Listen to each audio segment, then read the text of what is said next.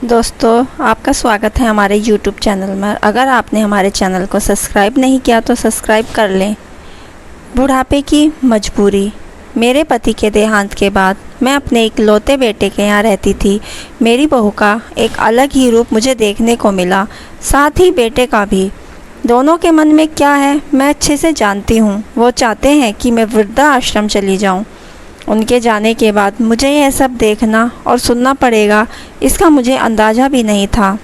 पर मैं मन मानकर अपने बेटे और बहू की बातें सुनकर भी यहाँ रहती हूँ, क्योंकि मुझे मेरे पोते और पोतियाँ दिखाई देते हैं। उनकी झलक पाकर मुझे सुकून मिलता है। मेरी बहू को कोई दिक्कत नहीं हो, इसलिए मैं घर के बाहर रहती हूँ। बेटे ने थोड़ी मेहरबानी की तो ऊपर टीन की चादर लगवा दी। समय समय पर थोड़ा राशन देता है तो मैं अपना बनाकर खा लेती हूँ।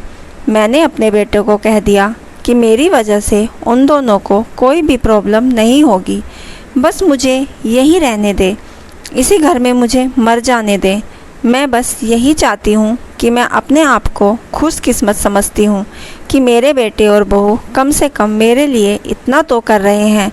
मेरा बेटा सुबह 9 बजे नौकरी जाता है और बच्चे भी उसी समय स्कूल जाते हैं। फिर शाम को 6 बजे मेरा बेटा वापस आता है। बच्चे 3 बजे आते हैं। उन्हें आते जाते निकलते देख मुझे बड़ा सुकून मिलता है। मेरे पति के दोस्त थे, उनकी पत्नी का भी स्वर्गवास हो गया है। उस समय पर वो हमारे घर पर आया करते थे। उनसे हमारे अच्छे रिश्ते थे। उनका घर हमारे घर से थोड़ी दूरी पर था। पैरों में समस्या हो गई थी, ठीक से चल नहीं पाते थे। वो बड़े दिनों बाद मेरे यहाँ आए। मुझे उन्हें देखकर अच्छा लगा। उनका हाल भी मेरी ही तरह था। बच्चे अब उनसे भी परेशान थे। आकर मेरे पास अपना दुखड़ा रोते थे और उन दोनों को याद करते थे। बुढ़ापा हम जैसों का बहुत रुलाता है। उनकी पत्नी का स्वर्गवास हो गया था और उन्हें चलने उठने में समस्या थी, इसलिए वो अपना खाना भी नहीं बना पाते थे। मेरे पास आए तो मैं समझ गई कि यह इतनी मुसीबत में चल रह कर पुराने दोस्तों के यहाँ चाय और खाने की चाह में ही आया जाते होंगे। उनकी भी अपनी मजबूरी थी। वो आए तो मैंने उन्हें खाना बना दिया और उन्हें खिलाया।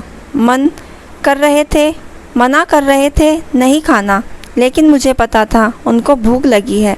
मेरी बहू ने मुझे और उन्हें खाना खाते देख लिया। वो कुछ भी ना बोली, ऐसे ही वहाँ से 2-3 बार आए। जब भी वो आते मैं उन्हें खाना खिलाती। फिर उनके जाने के बाद जब मेरा बेटा आया तो बहू कहती है कि तुम्हारी माँ कितनी बेशर्म है, पता नहीं किस किस को आजकल बुलाकर खाना खिला रही है। बड़ी मुश्किल से कमाया जाता है और यह लुटाने में लगी है।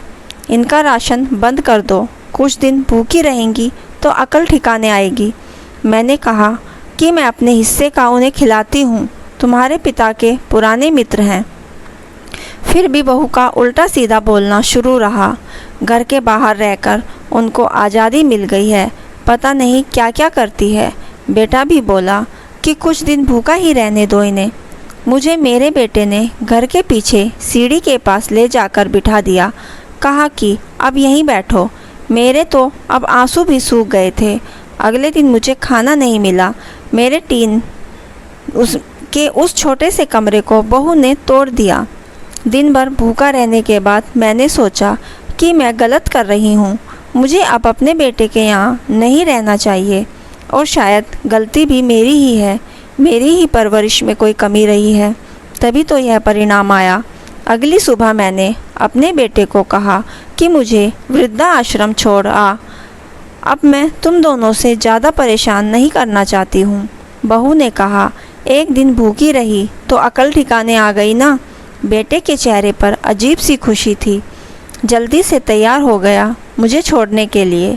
बहू कह रही थी कि आज की छुट्टी ले लो, यहीं आसपास मत छोड़ाना, कहीं 3 दिन में वापस न आ जाए। मैंने अपनी बहू से कहा, बेटी चिंता मत कर, मैं अब नहीं आऊँगी। मैंने अपने पोता पोती को गले लगाया। मुझे पता था कि अब मिलना नहीं हो पाएगा। बेटे को भी चाहती थी कि एक बार जी भर के गले लगा लूं। लेकिन वो बोला, जल्दी करो। मैंने बहू को कहा कि बेटी अपना ध्यान रखना। मेरा बेटा मुझे छोड़ आया। वहाँ आकर मैंने देखा कि मेरी तरह कई थोड़े दिन उदास बैठे रहते हैं, फिर सच को स्वीकार कर लेते हैं। मैं अब यहाँ खुश हूँ, कुछ काम भी करती हूँ। मैं चाहती हूँ कि ऐसा कहूँ, ऐसा किसी के भी साथ ना हो, लेकिन ऐसा कब किसके साथ हो जाए कोई पता नहीं। लेकिन माँ बाप को ऐसे समय के लिए भी तैयार रहना चाहिए। बस बच्चों को पाल कर बड़ा कर दो, उनसे कुछ उम्मीद मत करो। दोस्तों, बुढ़ापे की ये मजबूरी कहानी आपको कैसी लगी हमें कमेंट बॉक्स में ज़रूर बताइए। और अगर आपने हमारे चैनल को सब्सक्राइब नहीं किया तो सब्सक्राइब कर लें। कहानी सुनने के लिए आपका दिल से धन्यवाद।